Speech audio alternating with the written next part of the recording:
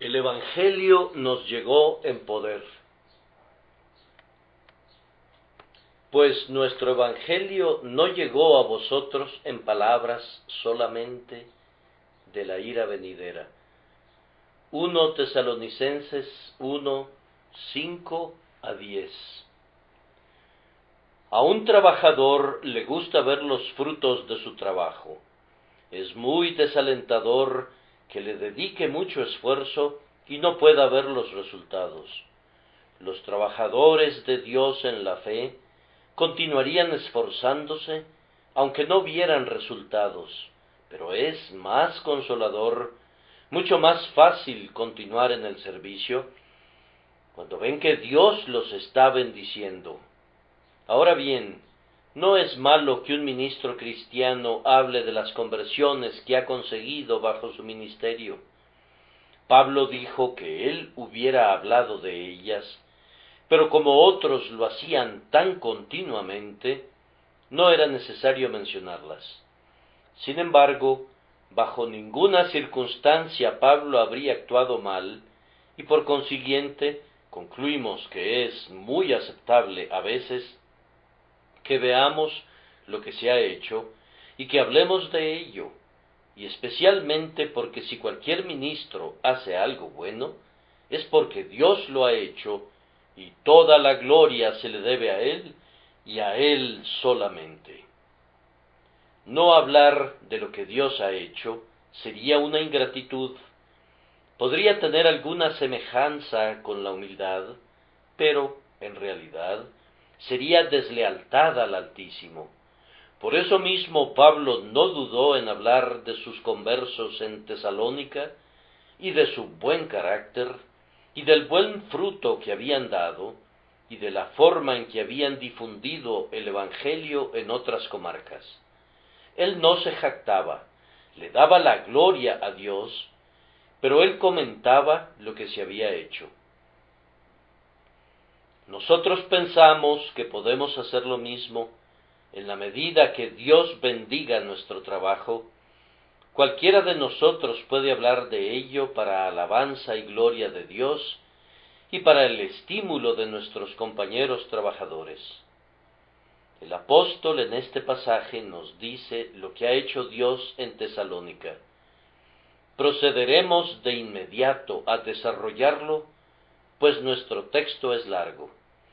Y notarán ustedes que nos dice primero lo que había predicado en Tesalónica, luego cómo le había llegado a la gente y, en tercer lugar, cuál había sido el resultado de esto para ellos mismos, y en cuarto lugar, cuál había sido el resultado para otra gente. Primero, el apóstol nos dice, ¿qué fue predicado en Tesalónica? Él dice, nuestro evangelio. Observen la frase, nuestro evangelio no llegó a nosotros en palabras solamente. ¿Por qué le llama Pablo nuestro evangelio?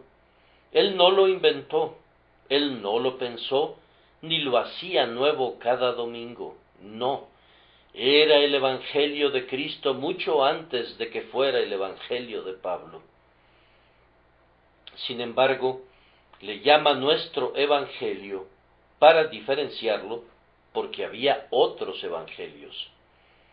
Había quienes llegaban y decían, esta es la buena nueva, y otros, por otro lado, decían, esta es la buena nueva.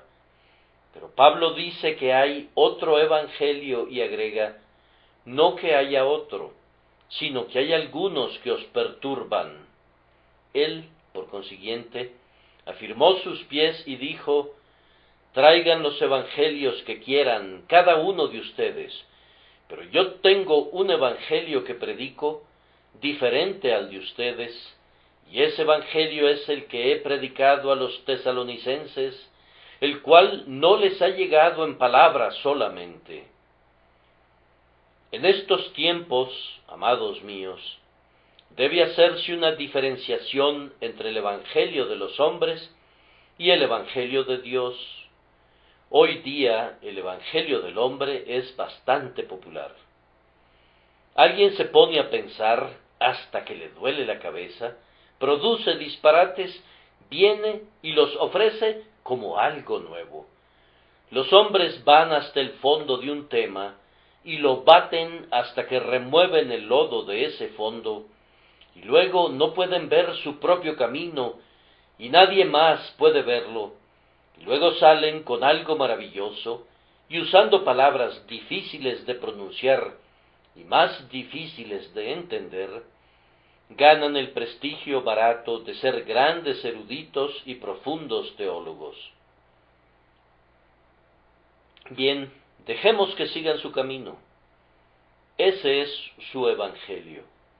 Pero nosotros tenemos otro evangelio, el cual lo hemos ganado de otra manera y deseamos propagarlo de otra manera. Pablo dijo nuestro evangelio, pues, para hacer una distinción. Pero también quiso decir que era su evangelio porque le había sido encomendado, lo había recibido como un depósito sagrado. Él era, por decirlo así, un mayordomo de Dios con la misión de preservar y mantener viva la verdad en el mundo. Y Pablo la preservó sin adulterarla.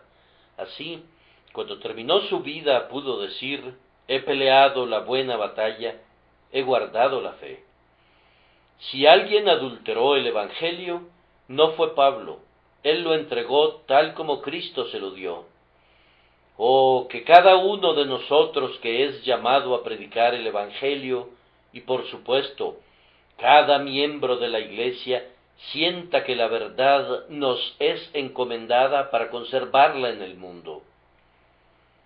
Nuestros antepasados la conservaron en la hoguera y en el tormento cruel, y cuando se fueron al cielo en sus carros de fuego, dejaron la verdad para que la preservaran sus hijos. Transmitida a nosotros por la larga fila de mártires y confesores, presbiterianos y puritanos, ¿qué vamos a hacer con ella ahora? ¿No sentiremos que todo el costo de conservarla a través de los siglos nos exige actuar igual que ellos, si hubiera la necesidad, a una costa de nuestra sangre, y que, mientras vivamos, nunca se diga que en nuestra vida, en nuestra oración, en nuestra conversación o en nuestra predicación, el Evangelio sufrió en nuestras manos? Yo sé a quién he creído, dijo Pablo, y estoy convencido de que Él es poderoso para guardar mi depósito, o más bien, como algunos lo interpretan, Él es capaz de guardar mi depósito, el cual se me encomendó para guardar. También Cristo guardará y preservará el Evangelio puro y claro, aún hasta la última hora del tiempo. Que el Señor nos lo conceda para gloria de su nombre.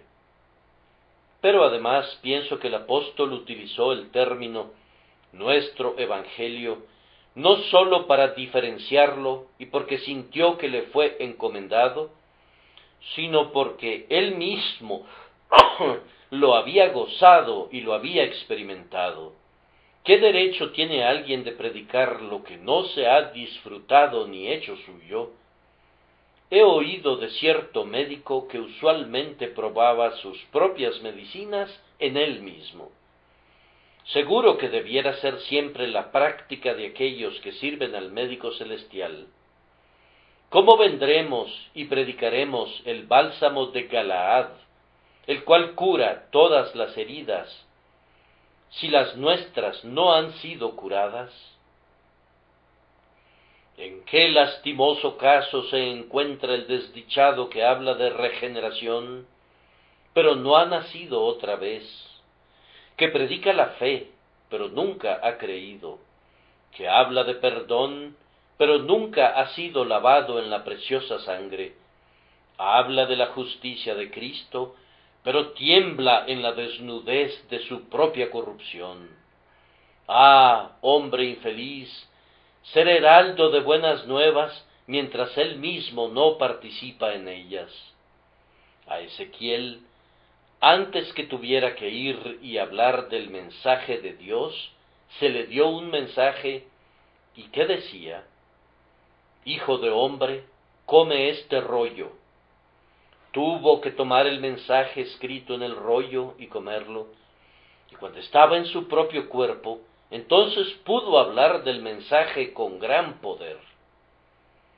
Es una buena máxima antigua la que dice, si tu predicación debe llegar al corazón, debe salir del corazón. Debe haber conmovido a nuestras almas antes que podamos esperar conmover las almas de otros. El Señor es mi testigo que al predicar aquí a ustedes todos estos años, amados míos, les he predicado lo que he probado y aplicado de la buena palabra de Dios. He predicado la doctrina del pecado humano, porque he sentido su poder, sentido su amargura y vergüenza, y me he revolcado en el polvo ante Dios, casi con desesperación. Les he predicado el poder de la sangre preciosa para limpiar el pecado, porque he mirado hacia las amadas heridas de Cristo y he encontrado purificación en ellas. Sólo les hemos hablado de lo que nosotros mismos hemos conocido y sentido y comprobado que es cierto. Me iría a mi habitación esta noche sintiéndome desventurado si no tuviera más seguridad de la verdad de mi mensaje que la que pudiera encontrar en la experiencia de otros hombres. Ahora muchos de ustedes están comprometidos en la predicación de Cristo a otros y a enseñar a Cristo a los niños en las escuelas. Siempre hablen de la llenura de sus propios corazones, porque cuando puedan decir, he probado esto, me regocijo en esto, la palabra de ustedes seguramente llegará con poder a los corazones de quienes los escuchan. El hombre que desee traer a otros a Cristo debe imitar a Elías el profeta, quien, cuando halló al niño muerto en su cama y que no podía ser levantado a la vida de ninguna manera, fue y puso su boca en la boca del niño y sus manos sobre las manos del niño y sus pies sobre los pies del niño, y entonces, poco a poco, la vida se le restituyó al niño. Debemos sentir una compasión interna por aquellos a quienes queremos traer a Cristo, y entonces proclamar desde nuestra propia alma lo que sabemos acerca del Salvador, y entonces llegará con frescura y con poder, y Dios y el Espíritu Santo bendicen esto. Esta, entonces, fue la razón que Pablo tuvo para llamarlo nuestro Evangelio, el Evangelio encomendado a él, el Evangelio que había probado y aplicado a sí mismo. Ahora quiero que ustedes observen, en segundo lugar, cómo llegó el Evangelio a los de Tesalónica. Él lo describe como viniendo en 4 grados. Primero dice, nuestro Evangelio no llegó a vosotros solo en palabras, sino también en poder y en el Espíritu Santo, y en cuarto lugar, en plena convicción. Bien, estas 4 palabras me permiten dividir a mi auditorio en este momento. A todos los que han asistido regularmente a esta casa de reunión, que se han sentado en estas bancas durante algún tiempo, ciertamente nuestro Evangelio ha venido en palabra. Todos la han escuchado y la han escuchado de tal manera que entienden su sentido, el don de ella. La han oído de muchas maneras y formas, prestándole la debida atención. Oh, pero es de temerse que haya algunos para los que la palabra ha venido en eso. en palabras solamente, y es muy triste para el predicador, y debe ser más triste para los que se encuentran en tal condición, que esta palabra que da vida sea solamente una palabra. Hubo el banquete del Evangelio y el mensaje fue enviado, pero quienes habían sido invitados no vinieron al banquete. Escucharon el mensaje y eso fue todo. Allí están los enfermos junto al estanque de Betesda. Ven el agua y eso es todo, pero no entran al estanque y no son curados. Oh, encontrarse enfermo y tener la curación a la mano, tener hambre y que el pan esté disponible, estar sediento y con un arroyo corriendo a nuestros pies y no beber. Recuerden, queridos oyentes, que si la palabra de Dios viene a ustedes hoy como palabra solamente, algún día será más que eso, ya que es una verdad cierta de la Escritura que los que oyen la palabra son responsables por lo que oyen. Mirad, pues, cómo oís, deberá ser algo a lo que tengamos que responder el día del juicio. Ustedes escucharon el Evangelio, pero lo rechazaron. Será una de las acusaciones que se presentarán en contra de los que lo escucharon, y será más tolerable para Tiro y para Sidón que para ellos. Me gustaría ahora dividir esta congregación respondiendo a esta pregunta: ¿cuántos hay aquí presentes para quienes el Evangelio ha venido en palabras solamente? Dejen que hablen sus conciencias, que cada hombre ponga su mano sobre su corazón y responda: ¿es ese mi caso? Si es así, rogamos que salgan de esa condición de inmediato, que no pasen ni un día más así, que la palabra venga a ustedes de otra manera. Pero, en segundo lugar, había algunos a quienes les llegó con poder. Ahora bien, hay oyentes a quienes el Evangelio les llega con un poder inspirador. Solían ser descuidados, pero ahora ya no pueden serlo. Oyen la palabra eternidad, eternidad, eternidad resonando en sus oídos, y los sobresalta y los despierta. No pueden estar a gusto mientras estén enemistados con Dios. Sienten que su nido está agitado. Ha llegado a ellos con poder. Más que eso, hay quienes han sentido un efecto aplastante. Los ha golpeado duramente. Ha magullado su rectitud. Ha hecho astillas sus propias esperanzas. Y aunque no han mirado hacia Cristo por la esperanza verdadera, sienten el poder del Evangelio que coloca a todas las otras esperanzas en el polvo.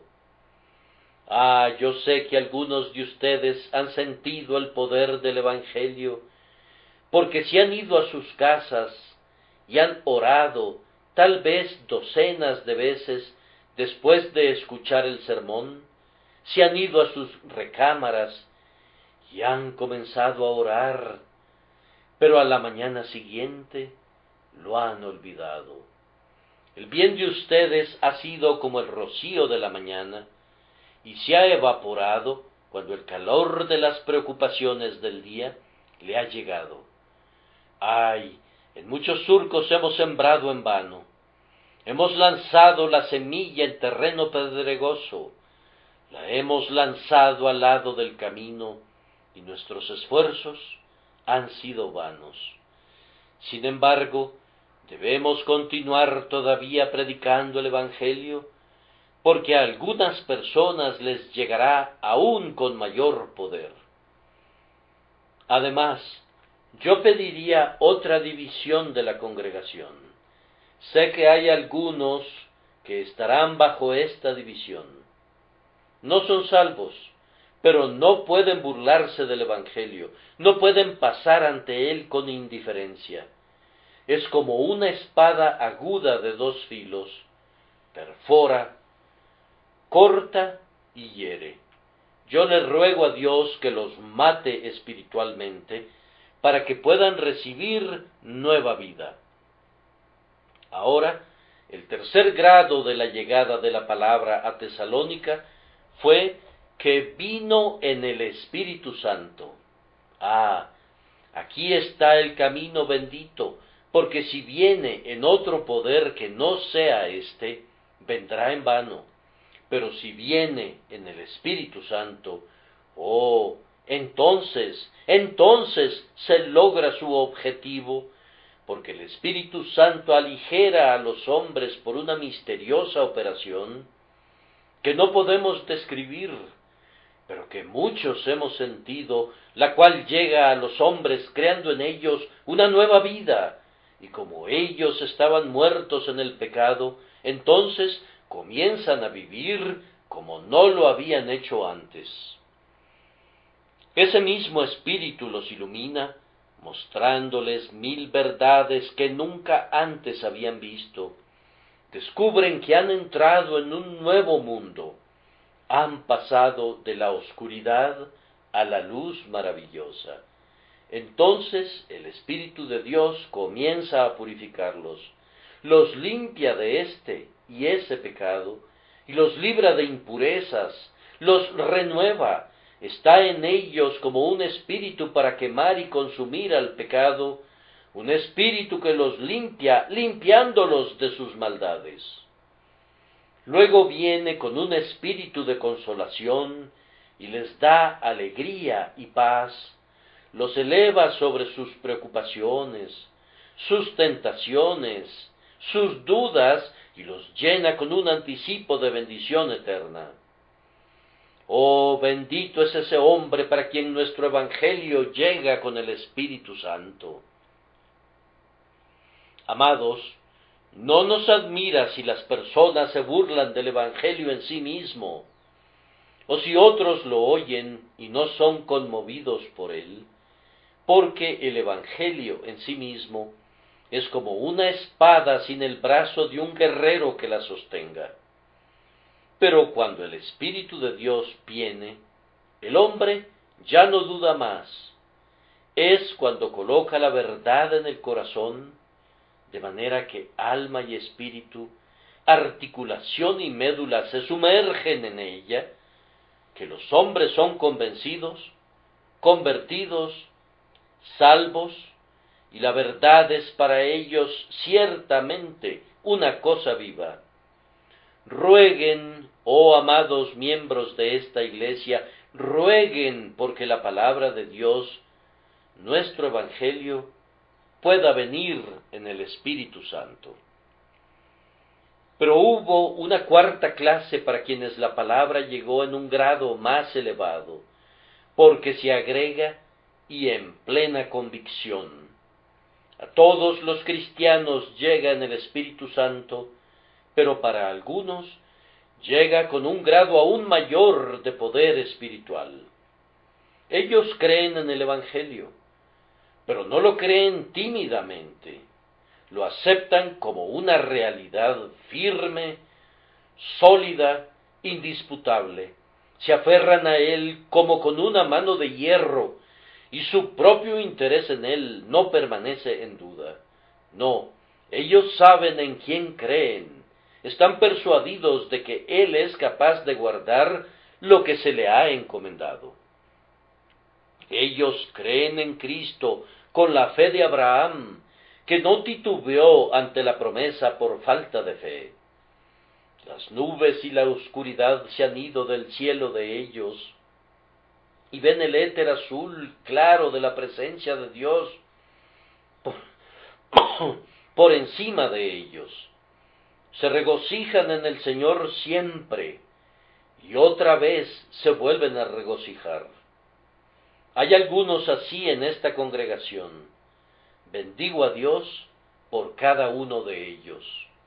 Que haya muchos más, porque ustedes que poseen plena certidumbre, son los hombres fuertes para el servicio.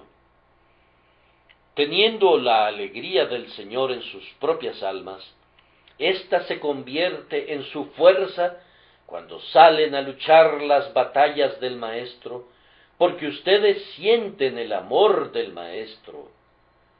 Que el Señor nos dé muchos, muchos más en la Iglesia, para quienes la palabra de Dios venga en el Espíritu Santo y con plena certidumbre.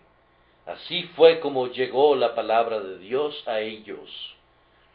Debo pasar al tercer punto, y ese es: ¿cuál había sido el resultado de esto en ellos mismos? Observen que el apóstol dice primero: también os hicisteis imitadores de nosotros y del Señor. Cuando se convierte un hombre, no está apto para ser un conductor. Tiene que ser un imitador. No tomamos reclutas sin experiencia y los hacemos capitanes. Deben ser entrenados, deben ir a las filas y marchar un poco. De manera que una de las primeras cosas que la gracia hace es hacer de un hombre un discípulo, es decir, un aprendiz, y entonces él ve en la palabra de Dios lo que debe ser su vida y su conducta, y viendo alrededor de él, ve algunos de los que Dios ha bendecido con su gracia, cuya vida y conducta está de acuerdo con la palabra, y él sigue a los sirvientes de Dios, no ciegamente, hace una distinción entre ellos y su maestro, solamente los sigue tanto como se mantengan en compañía con el Señor. También os hicisteis imitadores de nosotros y del Señor. Hermanos, yo sé que muchos de ustedes aquí presentes, cuando la palabra de Dios vino a ustedes, se hicieron imitadores de hombres santos. Si ustedes oían de una buena acción, deseaban imitarla. Si ustedes leían alguna biografía que hablaba de nobles hechos, aspiraban a emular tales hechos. Y cuando leyeron el carácter de su Señor y Maestro en los 4 evangelistas, ustedes pidieron tener la gracia de vivir una vida de sacrificio, de devoción a Dios y de amor hacia los hombres. Bien, no se trata de una obra pequeña de la gracia, cuando un hombre es llamado para ser un imitador de lo que es bueno. Al mismo tiempo, nos dice que esa gente recibió la palabra de Dios en medio de gran tribulación, con gozo del Espíritu Santo. Yo sé que hay algunos en este templo que, cuando recibieron el Evangelio, tuvieron que sufrir por él, pero aún así se gozaron.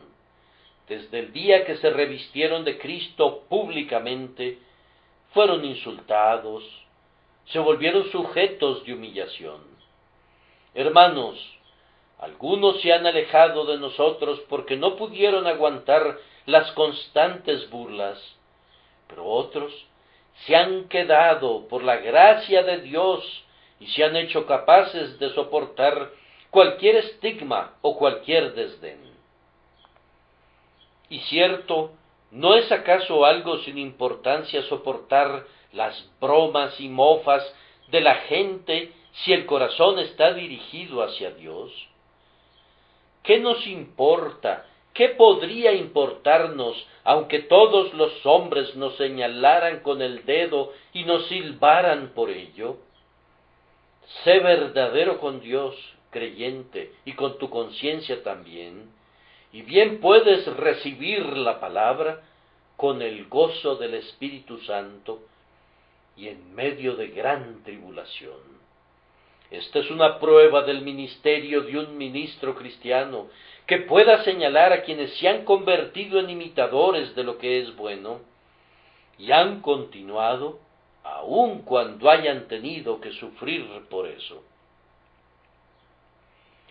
Pero parece que esa gente de Tesalónica fue más allá.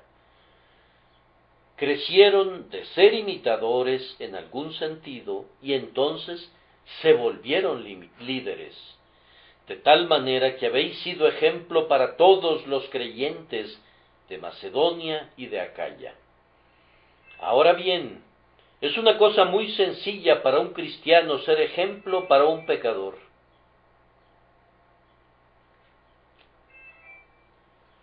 Debe serlo, y no es cristiano si no lo es. Tu religión no valdría nada si no la colocas como un bello ejemplo para los impíos. Pero hay un grado mayor de gracia cuando un hombre se convierte en ejemplo hasta para los cristianos, cuando es un creyente tal que otros pueden verlo como un cristiano maduro, que pueden considerarlo como un tipo de lo que debe ser un cristiano.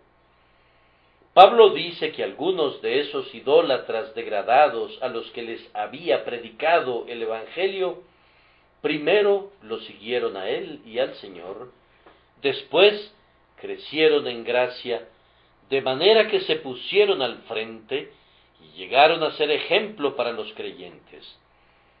Déjenme sostener esto, amados, para motivación de ustedes, que ninguno de nosotros esté contento con el ordinario y frío ser cristiano de hoy en día. Qué fría y pobre materia es. Si el propio Señor viniera, ¿hallaría fe en la tierra? ¿Dónde está el celo de los días pasados? ¿Dónde está el ardor? ¿Dónde está la valentía de las edades que fueron? Si estas cosas no se encontraran en ningún lado, oh hermano mío, busca tenerlas en tu propia alma. Pídele a Dios, si te ves forzado a ver a otros decaer, que tú no decaigas, porque la gracia de Dios puede hacer de ti un ejemplo para el resto de su gente. De ellos hay aquí esta noche de quienes podría hablar, que el Señor los bendiga y los conserve como son, porque he visto aquí a cristianos apostólicos. Si no lo he visto en ningún otro lado, lo he visto aquí, entre algunos de mis hermanos y hermanas aquí presentes, cuyo servicio será recordado en el día del juicio. No desean que sea conocido aquí, ni lo será, pero con lágrimas y oraciones se han dedicado a Cristo y lo han servido bien, y Él los recordará en ese día. Más aún, el apóstol sigue adelante para decirnos lo que fue hecho por estos tesalonicenses, a saber, que se convirtieron de los ídolos, o que Dios nos convierta de todo ídolo que tengamos. No adoramos dioses de madera y piedra, pero ¿cuántos hay que profesan la fe, pero que todavía adoran el conocimiento?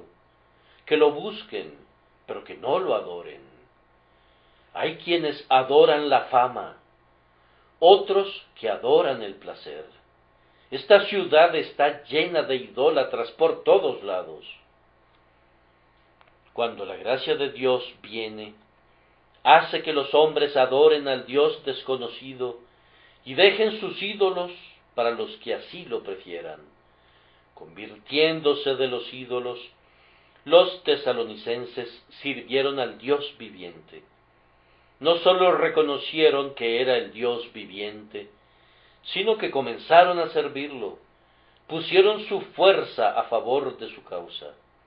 Así será entre ustedes cada vez que la palabra haya venido en el Espíritu Santo. Dedicaremos nuestro tiempo y nos gastaremos en el servicio de nuestro Creador y Redentor. Y agrega que esperaban la venida del Señor.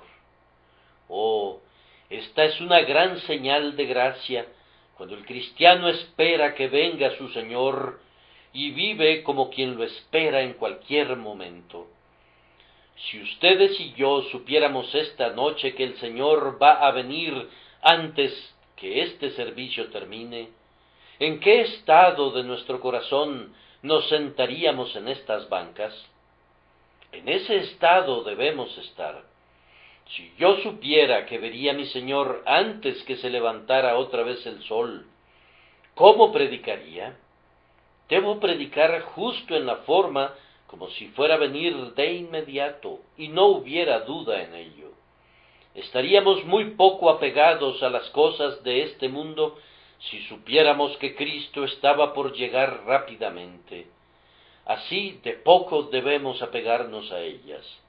Nos deberíamos preocupar muy poco por las incomodidades de la vida, sabiendo que todo terminará y que Cristo vendrá en muy breve plazo.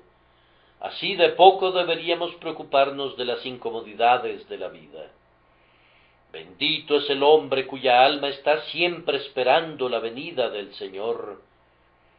Puede no estudiar los textos de las Escrituras para saber los tiempos y estaciones, pero si siempre está esperando que su Señor venga en cualquier momento y vive bajo el sentimiento de esa convicción y bajo el poder de ella, será un hombre santo. ¿Qué clase de personas, dice Pedro, debéis ser vosotros en conducta santa y piadosa? Así deseamos ser por el poder del Espíritu Santo. Así hemos observado lo que hizo la gracia de Dios para los de Tesalónica. Ahora señalemos cuál fue el resultado de esto para otros. Aquí deseo hablar esencialmente a los miembros de esta iglesia. Tesalónica era un puerto de mar, también era una ciudad importante de Macedonia. Por ello, cualquier cosa que se hiciera en Tesalónica era muy seguro que se supiera en toda Macedonia y el resto de Grecia. Si la iglesia en Tesalónica hubiera sido una iglesia aburrida, soñolienta, como son algunas iglesias cristianas, hubiera perdido una excelente oportunidad de hacer el bien, pero al ser una iglesia completamente despierta, realmente llena de la propia fuerza de Dios, desde esa iglesia resonó la palabra de Dios por toda Grecia, y cuando los barcos dejaban el puerto, portaban la buena nueva al Asia Menor y a otras tierras, de manera que Tesalónica se convirtió en el punto de partida para los heraldos de la cruz. Ahora bien, si hay un lugar en el mundo que debiera sentir su responsabilidad, ese lugar es Londres. No somos egoístas, creo, cuando decimos que es el mismo corazón del mundo. Cualquier cosa que se haga aquí, seguramente se sabrá, y una iglesia seria en Londres es solamente lo que debiera ser. Una iglesia en Londres de cualquier prominencia, que sea soñolienta y aburrida y fría, tendrá que rendir una muy pesada cuenta cuando venga el gran maestro. En la iglesia en Tesalónica resonó el Evangelio involuntariamente y también voluntariamente. Lo hicieron involuntariamente porque hablaron sus mismas vidas. Si no predicaron, estaban tan llenos de fe, de buenas obras y santidad, que otra gente hablaba de ello y lo daba a conocer, y la obra de Dios en las entrañas de la iglesia podía ser percibida en las vidas de sus miembros, y así se difundió.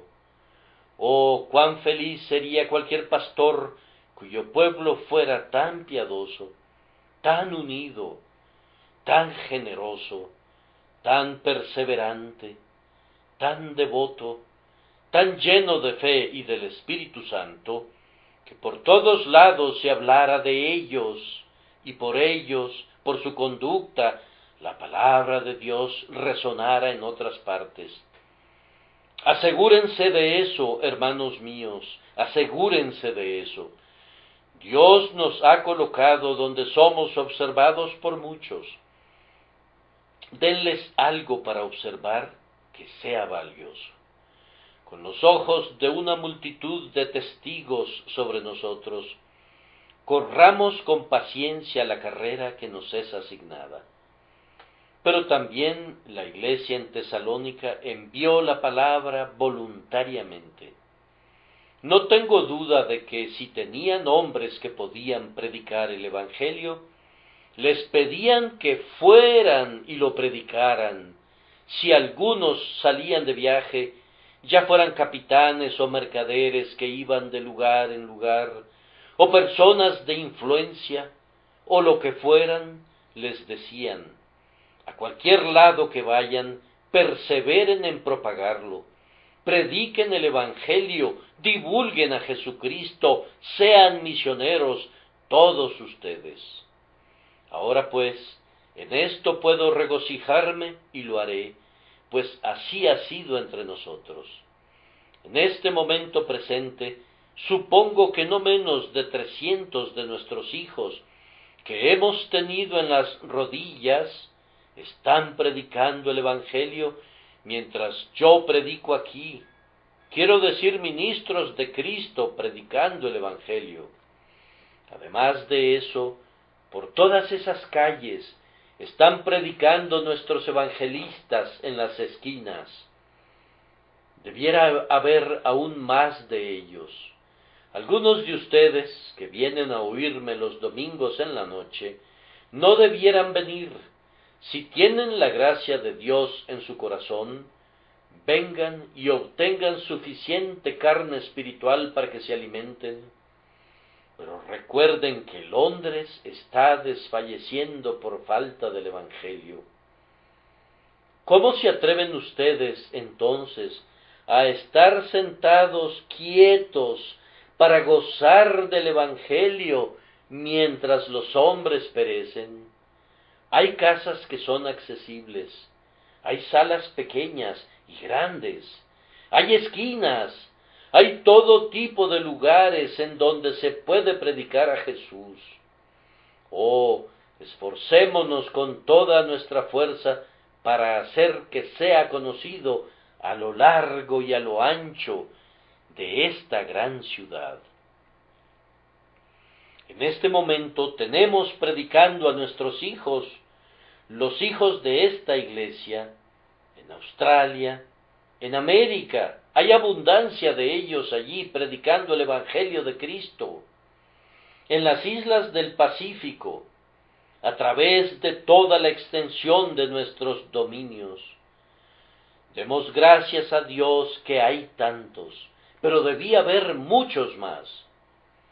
Propongo como una teoría que un hombre cristiano no pregunte: ¿estoy llamado a predicar el Evangelio?, sino que debe preguntar: ¿hay alguna razón para que yo no predique el Evangelio? El viejo plan era que los jóvenes predicaran ante la iglesia para ver si podían predicar. Creo que debemos educarlos de tal manera que sólo que demuestren que no pueden predicar, no prediquen. Ahora bien, el señor Onken ha sido bendecido en Alemania, como ustedes saben, en el engrandecimiento de muchas iglesias bautistas, y él siempre trabaja bajo esta teoría. Todo miembro de la iglesia debe decir, al llegar, qué puede hacer. Si dice que no puede hacer nada, y es viejo y enfermo, y tiene que estar en cama, muy bien, puede servir a Dios con el sufrimiento. Pero si tiene alguna habilidad y dice, no puedo hacer nada, entonces la respuesta es, no puedes entrar en la iglesia. No podemos tener vagos, solo debemos tener abejas trabajadoras en la colmena. Pienso que sería una buena decisión del tabernáculo el expulsar a todo miembro que no esté haciendo esto o lo otro por el Señor Jesucristo. Me temo que algunos de ustedes se tendrían que ir.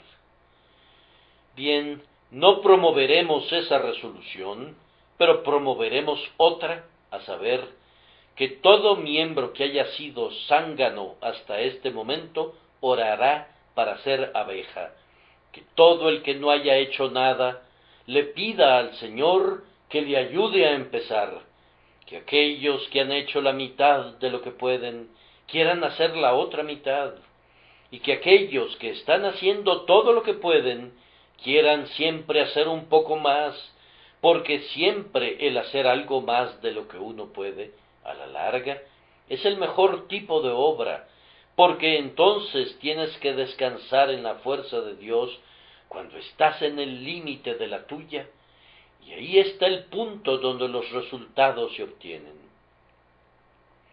Pido las oraciones de los queridos hermanos que han estado con nosotros, algunos de ellos por 16 y 17 años en este servicio, para que Dios no frene su mano a la mitad, que así como nos ha multiplicado a una congregación sin igual de 4.500 miembros aproximadamente, también nos dé una gracia sin igual, que nuestro celo y seriedad y entusiasmo pueda estar en proporción con el número, y que el éxito alcanzado por Dios esté en proporción con las responsabilidades colocadas sobre nosotros.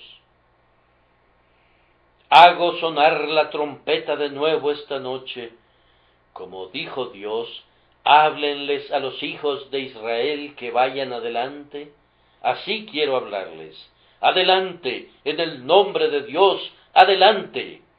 El mundo aún reposa en el mal. Adelante, ustedes portadores de luz. Dispersen las tinieblas. Aún se ríe Satanás de Dios.